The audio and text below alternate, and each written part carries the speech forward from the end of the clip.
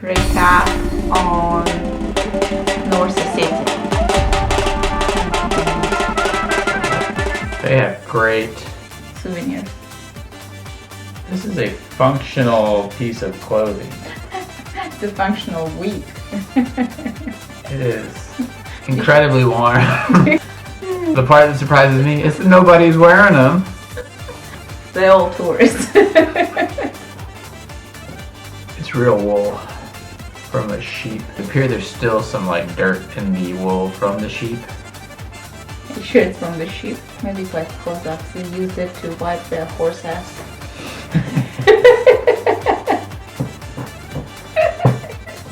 Capital of North Ossetia. Vladikavkaz. The city itself is cute. The architecture, the history behind it, some famous people who visit it. That's pretty interesting.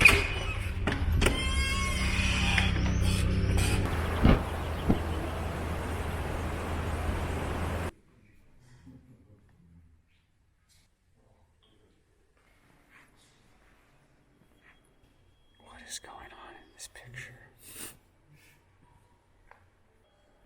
That's how I need to be buried.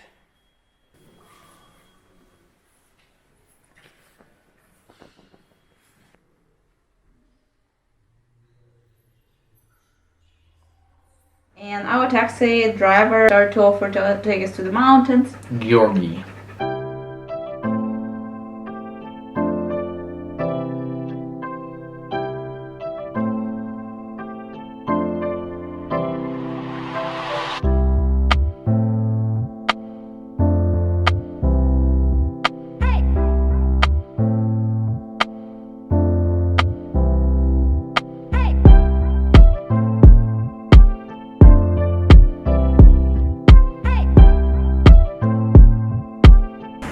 Sound.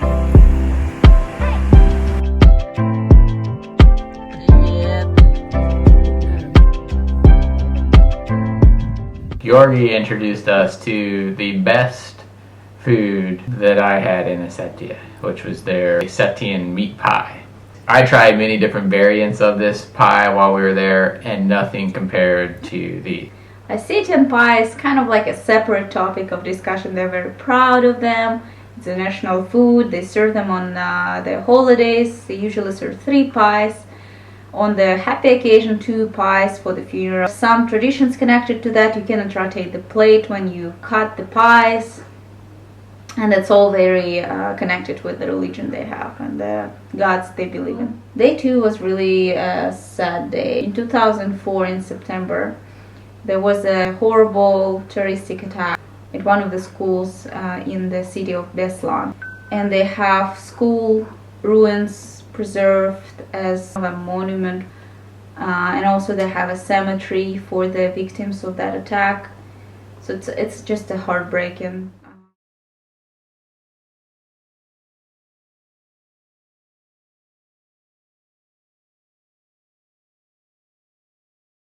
Day 3.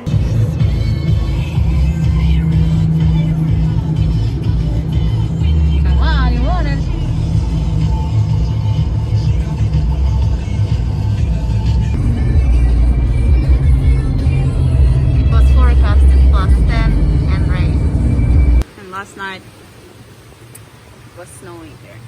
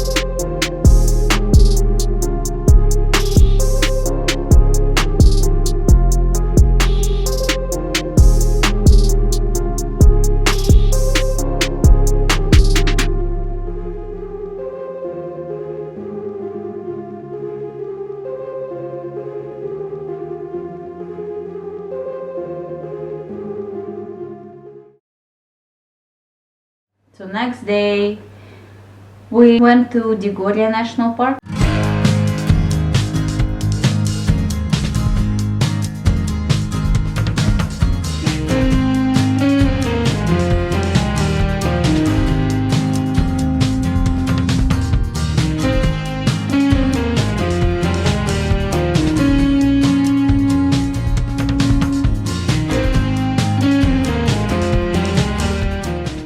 What did we see on the way?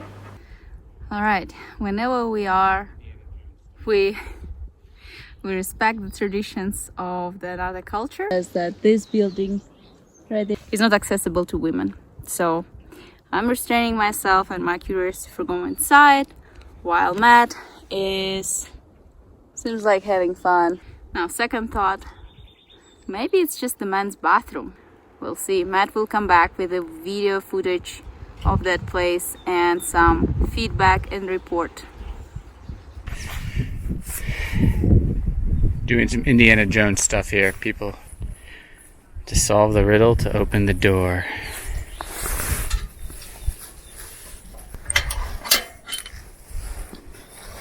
Pretty sure Fountain of Youth is in here.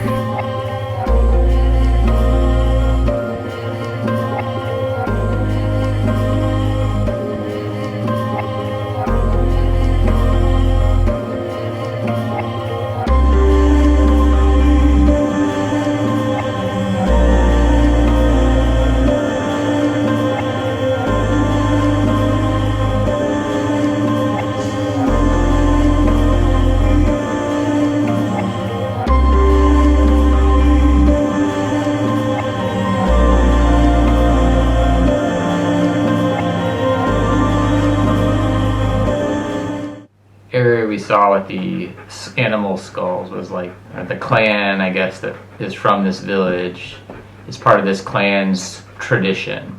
Once a year they have a ceremony where they go and sacrifice an animal, and then they leave the skull there. By looking at it, you can tell that they've been doing this for hundreds and hundreds of years in this location. Sounds like pretty much every village there has their own ceremony. Most of them involve some sort of animal sacrifice. Next day, we went to the waterfall with a local guide.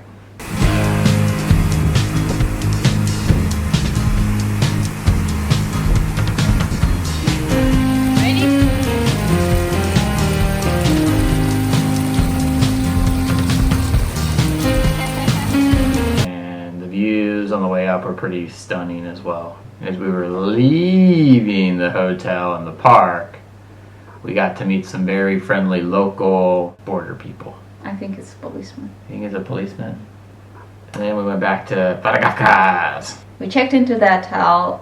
It's called Imperial. It's a little outdated. It's not very clean. It's like dusty, dirty. But this hotel was built at the end of 19th century. Interior is pretty interesting. It's like you go and travel into the past.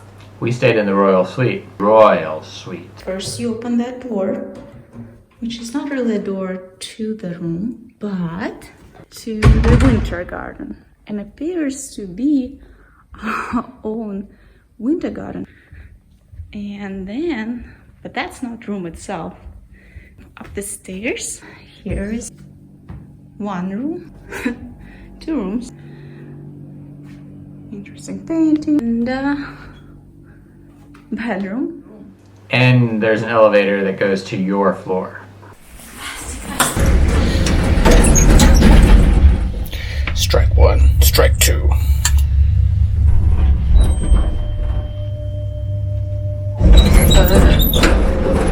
Then we went to Plateau Bermamyt.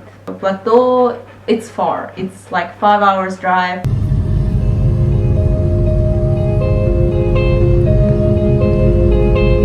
The views are really spectacular. It's you're up quite a bit in elevation, 2,500 meters, and you just have a perfect view of Elbrus. One of the best views I think I've seen.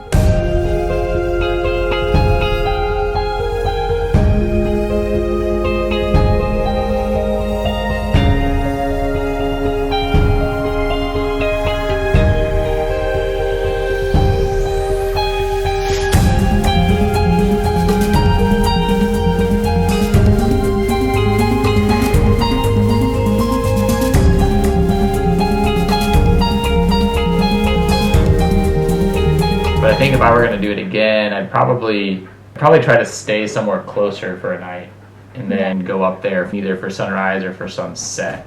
Some pretty nice looking small cities. We went to this place that had a bunch of different natural springs. Narzan. Yeah, that's what she said. And you could try water from different springs that had different concentrations or types of minerals. Honestly, none of them tasted all that great to me.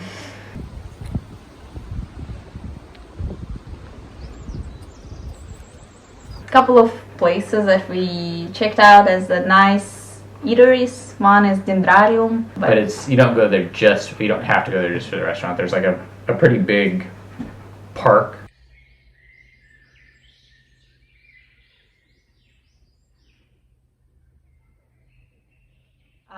It's okay to trust people.